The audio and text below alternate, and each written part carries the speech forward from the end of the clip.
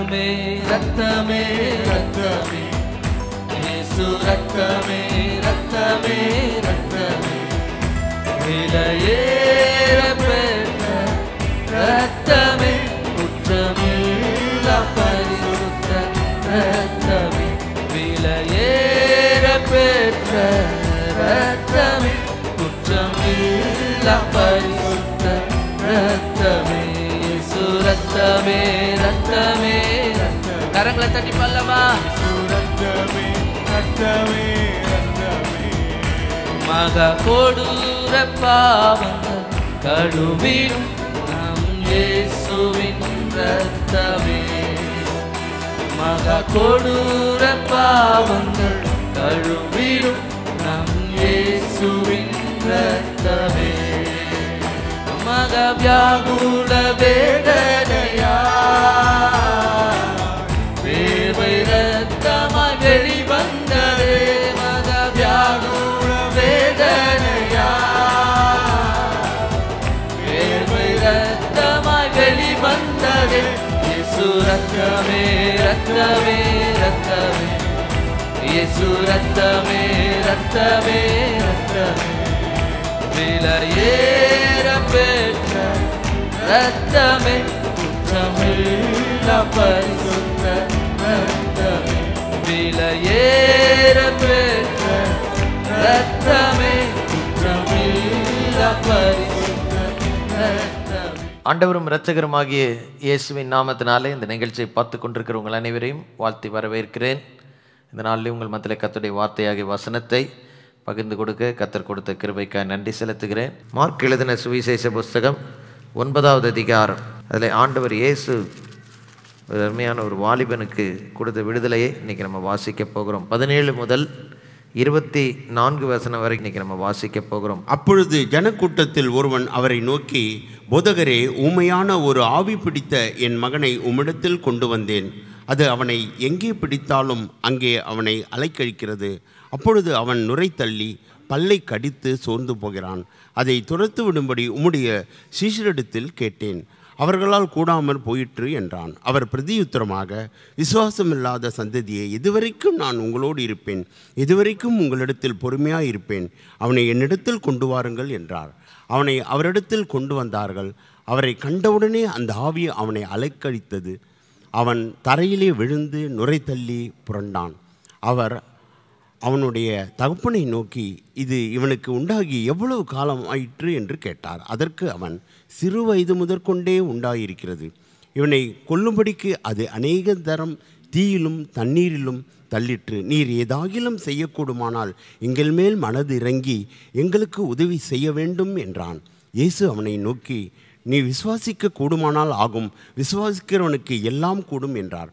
உடனே பிள்ளையின் தகப்பன், விசுவாசிக்கிறேன் ஆண்டவரே என்று அவிசுவாசம் நீங்கும்படி உதவி செய்யும் என்று கண்ணீரோடு சத்தமிட்டு சொன்னான். அப்பொழுது ஜனங்கள் கூட்டமாய் ஓடி வருகிறது இயேசு கண்டு அந்த அசுத்த ஆவியை நோக்கி, ஊமையும் செவிடுமான ஆவியே, இவனை விட்டு புறப்பட்டு போ, இனி இவனுக்குள் போகாதே என்று நான் உனக்கு கட்டளிடுகிறேன் என்று அதை அதட்டினார். அப்பொழுது அது சத்தமிட்டு அவனை மிகவும் அலைக்கழித்து புறப்பட்டு போயிற்று. அவன் செத்து போனான் என்று அநேகர் சொல்லத்தக்கதாக செத்தவன் போல் கிடந்தான். இயேசு அவன் கையை பிடித்து அவனை தூக்கினார். உடனே அவன் எழுந்திருந்தான். ஒரு நிர்பந்தமான சூழ்நிலையில் ஒரு மனுஷன் ஆண்டவரிடத்தில் தன்னுடைய குமாரனை கூட்டி கொண்டு வருகிற சம்பவத்தை வாசித்தோம். சிறு வயது முதல் ஒரு அசுத்தாவினால் அழைக்கப்பட்ட ஒரு நிலைமை. அந்த மனுஷன் ஆண்டவர் இயேசுவை பார்த்து சொன்ன வார்த்தை 21 24 வசனங்களை தான் முக்கியப்படுத்தி இந்த நாளில் உங்கள் மத்தியில் பேச இருக்கிறேன். அந்த மனுஷனை பார்த்து ஆண்டவர் கேட்கிறார், இது இவனுக்கு உண்டாகி எவ்வளவு காலமாயிற்று என்று கேட்கிறார். அதற்கு அவன், சிறு வயது முதற்கொண்டே இவனுக்கு உண்டாயிருக்கிறது. இவனை கொல்லும்படிக்கு அநேகந்தரம் தீயிலும் தண்ணீரிலும் தள்ளிட்டு நீர் ஏதாகிலும் செய்யக்கூடுமானால், என்ன எதிர்பார்த்து வருகிறான்னு கூட தெரியாத அளவுக்கு பிரச்சனை உச்சக்கட்டத்துக்கு மேலே போய், எப்பா ஏதாவது ஒரு முன்னேற்றம் எங்கள் வாழ்க்கையில் கொடுக்கக்கூடுமானால் மனது இறங்கி எங்களுக்கு உதவி செய்ய வேண்டும் என்றான். ஆண்டவரிடத்தில் நம்ம இன்றைக்கி வந்திருக்கிறோம், ஒரு உதவி எதிர்பார்த்து தான் வந்திருக்கிறோம். இதான் என்னுடைய செய்தியின் தலைப்பு கூட, மனது இறங்கி எங்களுக்கு உதவி செய்ய. 2 முறை கூப்பிடுறார் இந்த மனுஷன். ஆண்டவர் இயேசுவை பார்த்து, லார்ட் ஹெல்ப் மீ, உதவி செய்யும். ஆண்டவர் இயேசுல வந்திருக்கிற உங்களுக்கு உதவி செய்ய வல்லவராக என் இயேசு இருக்கிறார்.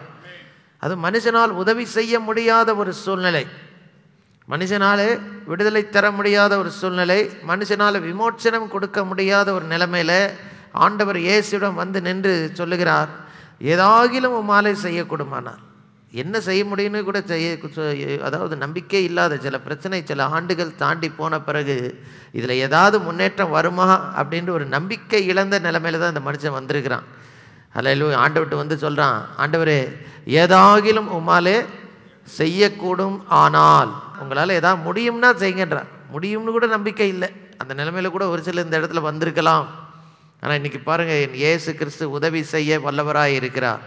உங்களுக்கு எந்த பிரச்சனையாக இருந்தாலும் இயேசுவால் உங்களுக்கு உதவி செய்ய முடியாத ஒரு பிரச்சனை இந்த உலகத்தில் இல்லை.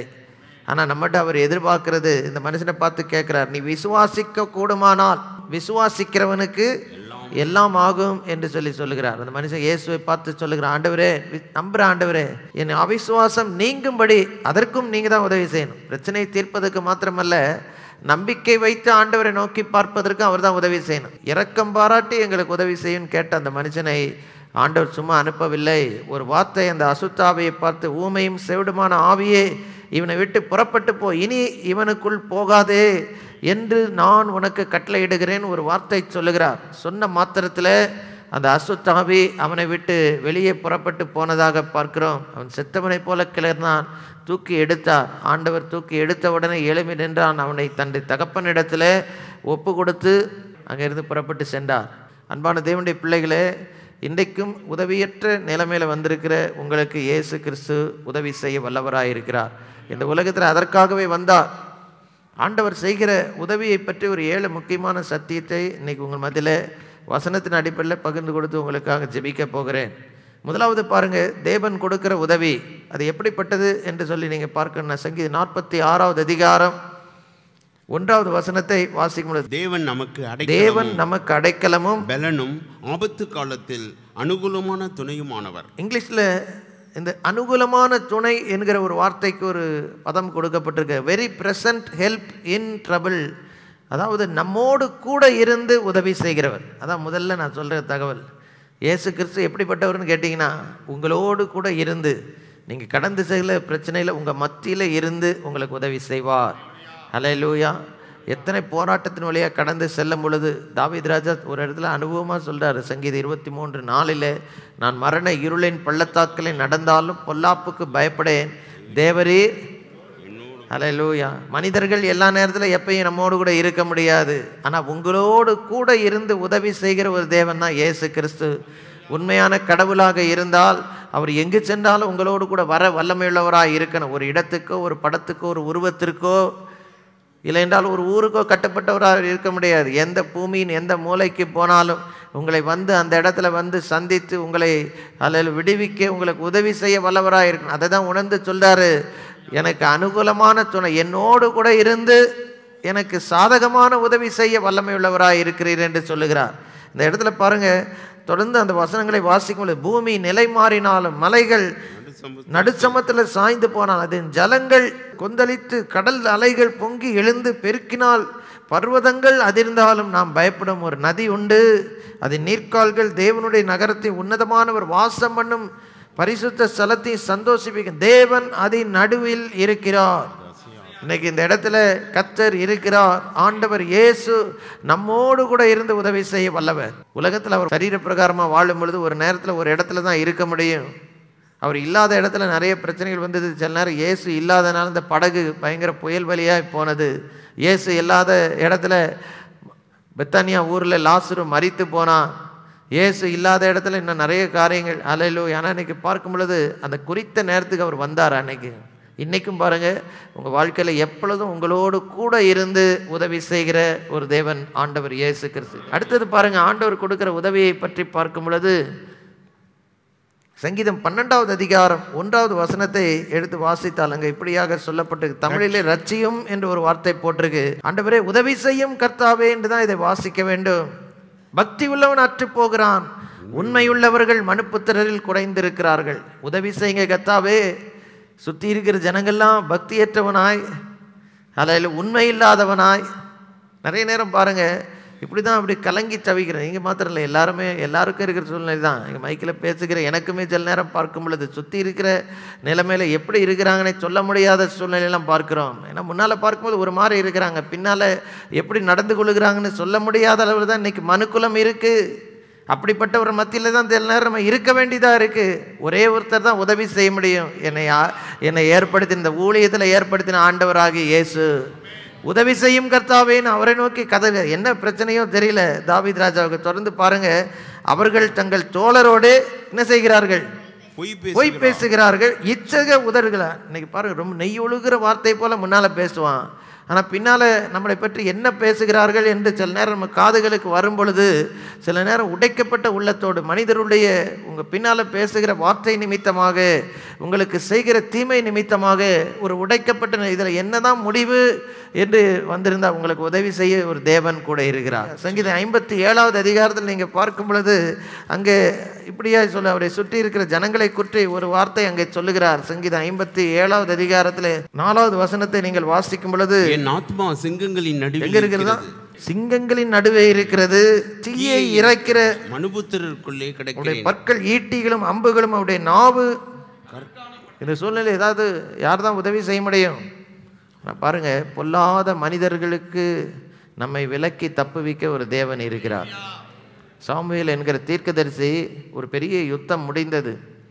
1 சாமுவேல் 7வது அதிகாரத்தில் நீங்கள் எடுத்து வாசிங்கன்னா, இஸ்ரவேல் ஜனங்கள் ஒரு கூட்டமாக இருந்தாங்க. அவங்களுக்கு விரோதமாக பெரிய இராணுவம் பெலிஸ்தர் வந்தாங்க.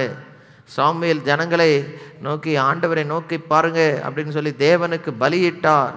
அந்த பலியிட்ட நேரத்தில் தேவன் ஜனங்களுக்காக அங்கே எழும்பி நின்றார். பெலிஸ்தர் தோற்கடிக்கப்பட்டார்கள்.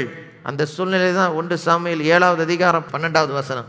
அப்பொழுது சாமுவேல் ஒரு கல்லை எடுத்து மிஸ்பாவுக்கு ஒரு நினைவுக்காக, வேற எதுக்காக, ஆராதனை தொழுகைக்காக அல்ல, இந்த இடத்துல கர்த்தர் செய்த அற்புதத்தை நினைவு கூடும்படியாக எழுதுகிறார். இம்மட்டும் கர்த்தர் எங்களுக்கு உதவி செய்தார். நீங்களும் சாட்சி கொடுக்கக்கூடிய விதத்தில் இன்னைக்கு தேவன் ஆபத்து காலத்தில் உங்களுக்கு உதவி செய்ய வல்லவர்.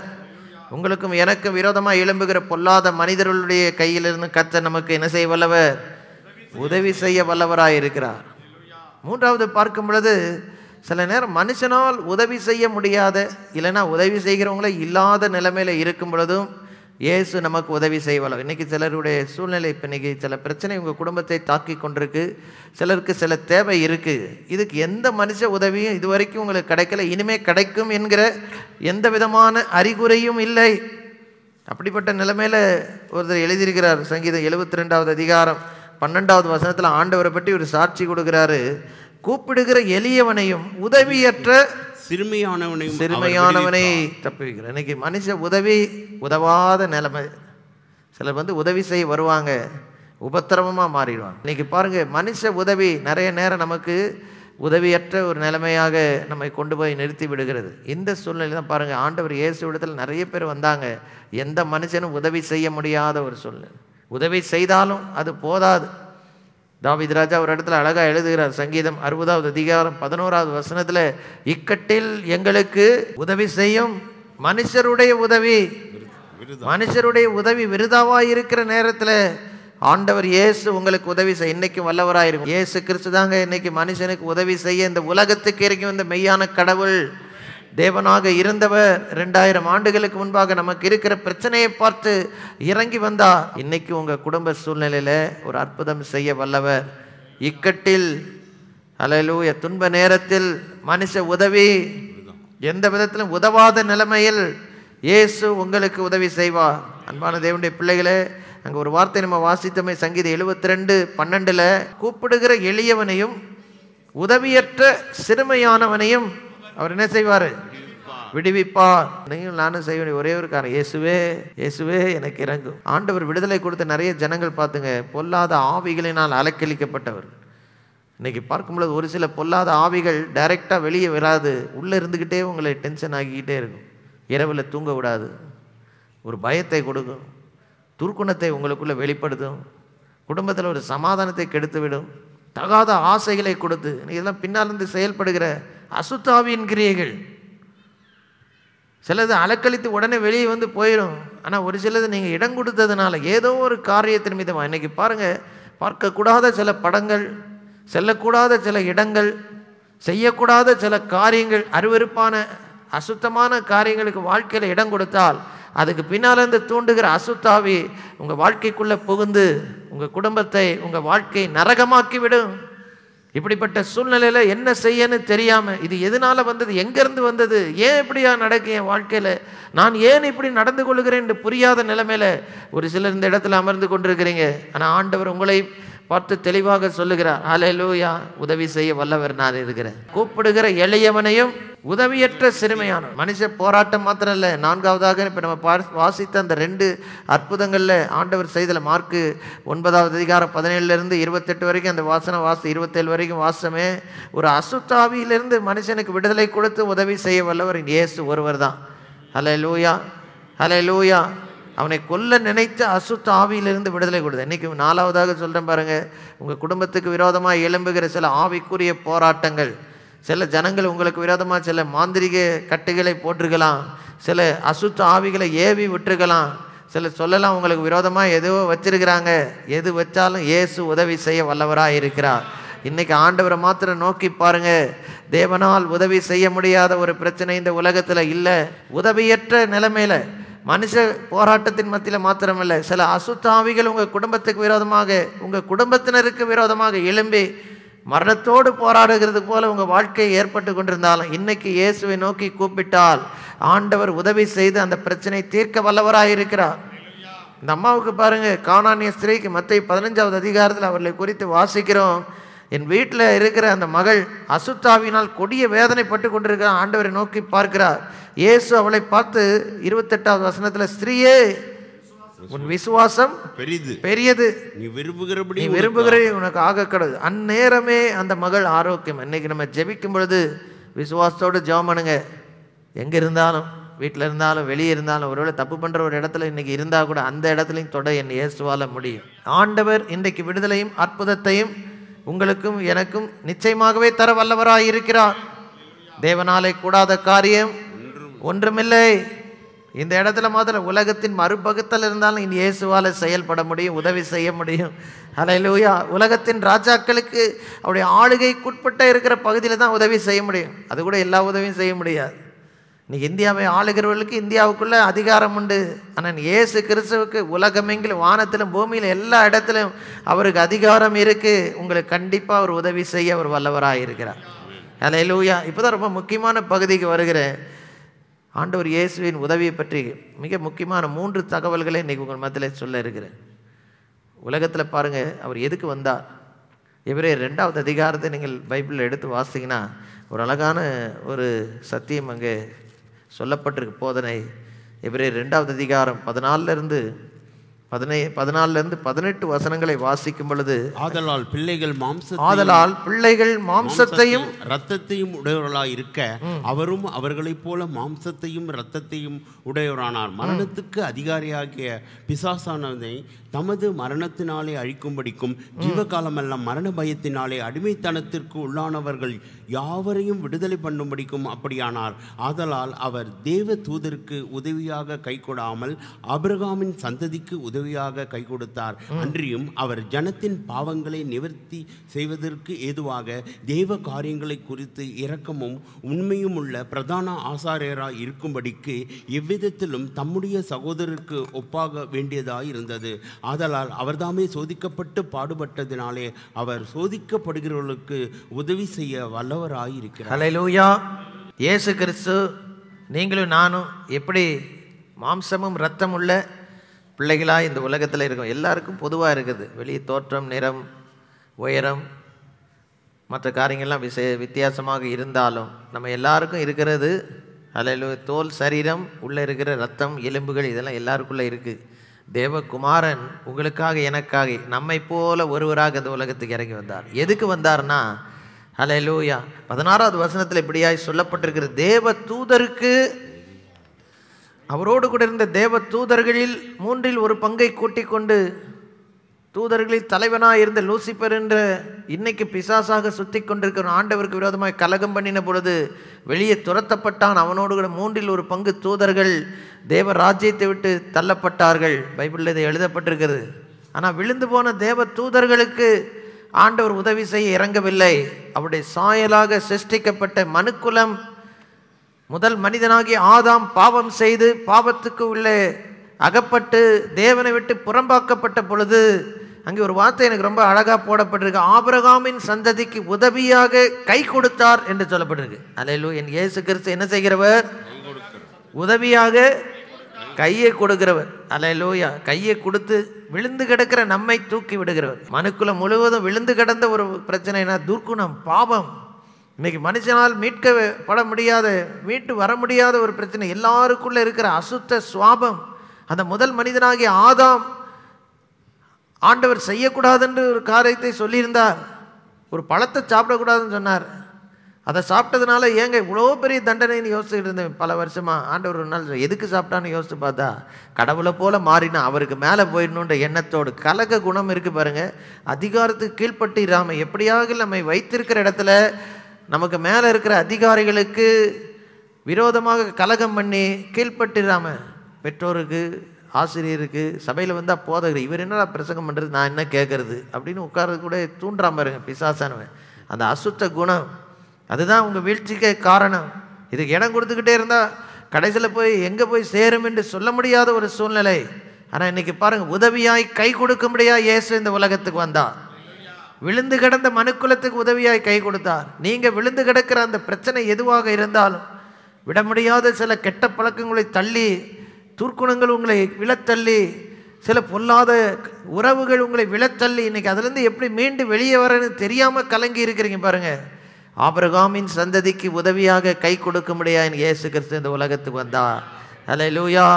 எவ்வளோ நம்பிக்கையற்ற சூழ்நிலையாக இருந்தாலும், எவ்வளோ வருஷ பிரச்சனையாக இருந்தாலும், எவ்வளோ பெரிய போராட்டமாக இருந்தாலும், என் இயேசுவால் மீட்க முடியாத ஒரு பிரச்சனை இந்த உலகத்தில் கிடையாது. உங்களையும் தலை நிமிர்ந்து நிற்க செய்வார் என்பதில் எனக்கு எந்த விதமான சந்தேகம் இல்லை.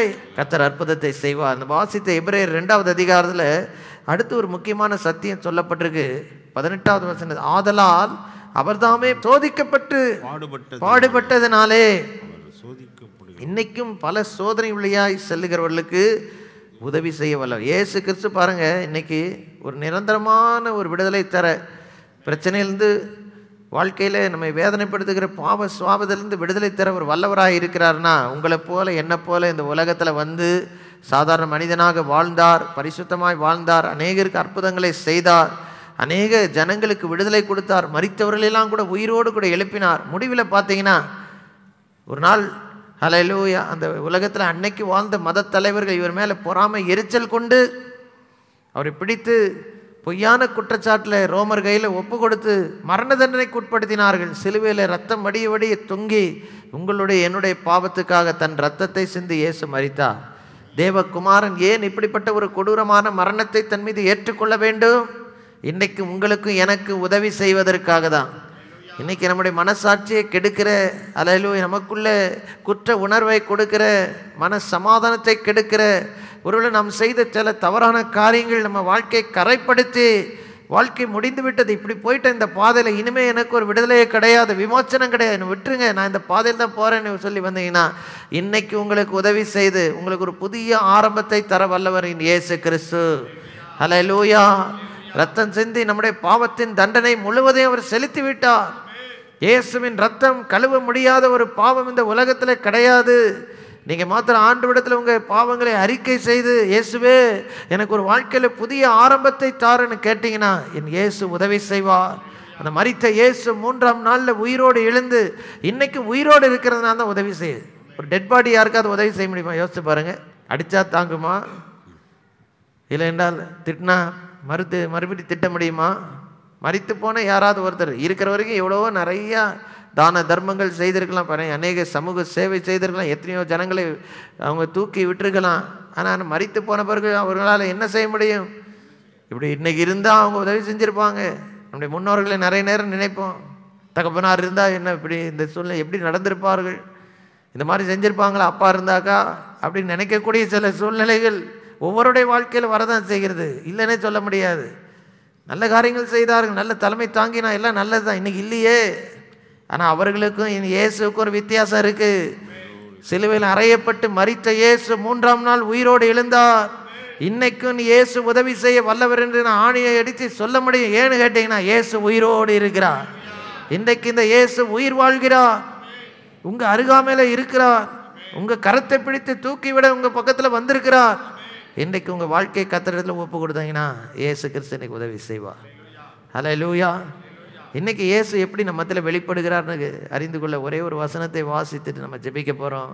ரோமர் 8வது அதிகாரத்தில் 26வது வசனம் இப்படியாக சொல்லுகிறது, நீங்க பார்க்கலாம். அந்தபடியே பரிசுத்த ஆவியானவரும் நம்முடைய பலவீனங்களை என்ன செய்யறாரு? உதவி செய்கிறார். இன்னைக்கு the Holy Spirit, பரிசுத்த ஆவியானவர், இன்னைக்கு இயேசு கிறிஸ்து நம்மை போல மாம்ச சரீரமுடையவர்களா இன்னைக்கு இங்கே இல்லை, ஆனா பரிசுத்த ஆவியானவராக இந்த இடத்துல உலாவிக் கொண்டிருக்கிறார். இன்றைக்கு உங்களுக்கு இருக்கிற பிரச்சனையில உதவி செய்ய வல்லமையுள்ள ஆவியானவராக இந்த இடத்துல நம்மத்துல வந்திருக்கிறார். ஹல்லேலூயா. இந்த சூழ்நிலையில தேவனுடைய உதவியை பெற்றுக்கொள்ள ஆண்டவர் ஒரே ஒரு நிபந்தனை கேட்க, நீ விசுவாசித்தால் உனக்கு ஆகும்.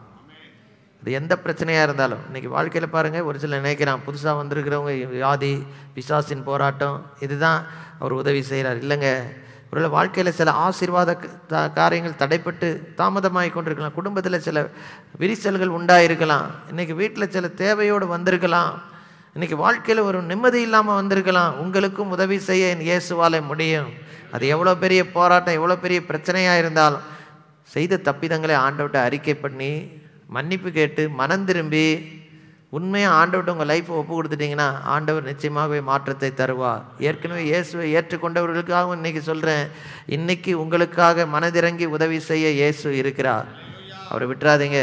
நாம் செய்ய வேண்டிய ஒரே ஒரு காரியம், இருக்கிற இடத்துல ஆண்டவரே என் வாழ்க்கை உடைய கரத்தில் ஒப்பு கொடுக்குறேன்னு சொல்லுங்கள். எளிமை நின்று ஆண்டோடைய சமுத்திரமை நோக்கி பார்ப்போம். இன்றைக்கு இந்த இடத்துல நம்ம ஜெபிக்கும் பொழுது சில பிரச்சனைகளில் ஒரு மாற்றம் எல்லாருடைய வாழ்க்கையில் வரப்போகிறது. ஹல்லேலூயா. குடும்ப சூழ்நிலை ஒரு மாற்றம் வரப்போகுது. விசுவாசத்தோடு ஆண்டவரை நோக்கி பாருங்கள். ஐ rebuke every infirmity, I take authority over every infirmity. எல்லா பலவீனத்தின் மேலே இயேசுவின் அதிகாரத்தை இப்பொழுது செலுத்துகிறேன். வெளியேறு. எல்லா வலிகள் மாறட்டும், எல்லா கட்டுகள் உடையட்டும், எல்லா பொல்லாத பிசாசின் தந்திர ஆலோசனைகள் முறியடிக்கப்படுவதாக இயேசுவின் நாமத்தினாலே. குடும்பங்களுக்கு விரோதமாய் போராடுகிற பிசாசின் பலவீனங்கள், ஹல்லேலூயா, எல்லா வியாதிகள் இப்பொழுதே நீங்கி போ. மனதளவில் ஜனங்களை வேதனைப்படுத்தி கொண்டிருக்கிற எல்லா அசுத்தாவின் கிரியைகள் இயேசுவின் நாமத்தில் இப்பொழுது நீங்கி போகட்டும். குடும்பங்களுக்கு விரோதமாய் செயல்படுகிற பிரிவினின் அசுத்தாவிகள், வேசித்தன விபசார ஆவிகள், சந்தேகத்தின் ஆவிகள், எல்லா மாந்திரிக கட்டுகள், பில்லி சூனிய கட்டுகள்லாம் உடைக்கப்படட்டும். ஜனங்களை அடிமைத்தனத்துக்கு தூண்டுகிற அசுத்தாவிகளை இயேசுவின் நாமத்தில் வெளியேறு என்று கட்டளையிடுகிறேன். ஜெபம் கேட்கப்படுவதற்கு தடை உண்டு பண்ணுகிற வானமண்டலத்தில் கிரியை செய்கிற எல்லா அசுத்த ஆவிகள், பிள்ளைகளுடைய ஜெபத்துக்கு பதில் வராதபடி தடை உண்டு பண்ணி கொண்டிருக்கிற எல்லா அசுத்த ஆவிகள் இப்பொழுது இன்னைக்கு நீங்கி போகட்டும். ஹல்லேலூயா. ஆண்டவரே, இன்றைக்கு ஒரு அற்புதம் நடக்கட்டும். இன்றைக்கு உள்ள பிரச்சனையில் ஒரு விடுதலை உண்டாகட்டும், ஒரு மாற்றம் உண்டாகட்டும். இந்த இடத்துல ஆண்டவரே ஜெபிக்கிற ஜெபத்தை நீர் கேட்டு இயற்கைக்கு அப்பாற்பட்ட ஒரு ஆசீர்வாதத்தை ஒவ்வொருடைய வாழ்க்கையில நீர் கொண்டு வர முடியாது. ஜெபிக்கிறேன். அநேக அற்புத சாட்சிகளை எழும்பட்டும். இந்த நாளில் நம்முடைய நாம மகிமைப்படட்டும். இன்னைக்கு நீர் உதவி செய்கிறபடினால் உமக்கு நன்றி. எல்லா துதிகன மகிமை ஆராதனை புகழ் ஒருவருக்கு ஏறெடுத்து நன்றி செலுத்துமை போற்றுகிறோம். ஆசீர்வாதத்தை கட்டளையிட வேண்டுகிறோம். சாட்சி விளங்க செய்ய ஜெபிக்கிறோம். இயேசுவின் நாமத்தில் மிக தாழ்மையை வேண்டுகிறோம். எங்கள் அருமை நல்ல பிதாவே, ஆமென்.